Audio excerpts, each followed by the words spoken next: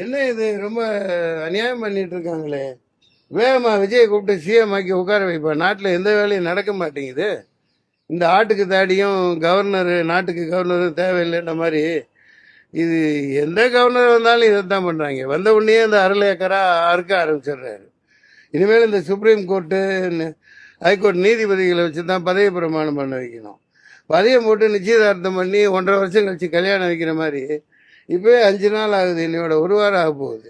ஜெயிச்சு வந்து அது 108 மக்கள் வந்து விநாயகருக்கு தேங்காய் உடைக்கிற மாதிரி பட்டையை கலப்பு பட்டாசு வெடிக்கிற மாதிரி அடிச்சு தூள் கலப்புன்னு 108 கொடுத்துருக்காங்க. அதை வேற 108 மாற்ற போகாதீங்கப்பா. விஜய் அந்த தம்பியர் பயங்கர ஆவேசமா இருக்காங்க. இப்போ இப்படியே பண்ணீங்கன்னா ஒரு பரோட்டா சூரி காமெடி மாதிரி இதெல்லாம் முடியாது. எல்லாம் அழிச்சிட்டு மறுபடியும் தேர்தல் வைனா டப்பா டான்ஸ் ஆடினோம். எல்லா கட்சிகளும் துண்டை காணான் துணியை காணான்னு அவ்வளோதான். செலவழிக்க முடியாது. 10 பைசா செலவழிக்காம எவ்வளோ பெரிய சாதனை பண்ணியிருக்கு. அப்படி இல்லை. அப்புறம் அந்த மத்திய அரசு இப்படி நாதாரிப்பத்தனமான வேலை பண்ணிட்டு இருக்குது. இது ரொம்ப தப்பானது.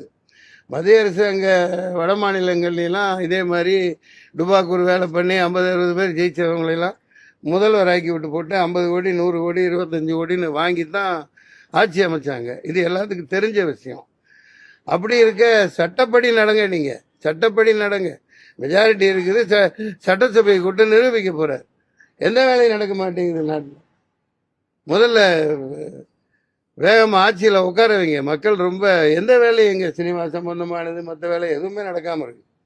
அப்புறம் நானும் தேர்தல் முடியாமல் காவேரி திருச்சி ஹாஸ்பிட்டலில் அட்மிட் ஆகி ரொம்ப சீரியஸாகவும் நான் தேர்தலில் போட்டியிடலைன்னு வாபஸ் வாங்கிட்டு காங்கிரஸ் திமுக அந்த அலையன்ஸுக்கு நீங்கள் வாக்களிங்க அப்படின்னு சொல்லி போட்டு நான் வந்துட்டேன்.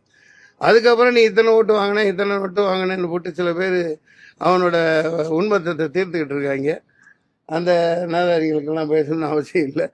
முதல்ல நாட்டில் கலகம் உண்டு பண்ணாதீங்க. கவர்னர் வேகமாக கூப்பிட்டு விஜய சிஎம் ஆக்கிற வெளியே பாருங்கள். அப்புறம் பார்த்துக்கலாம். நன்றி, வணக்கம்.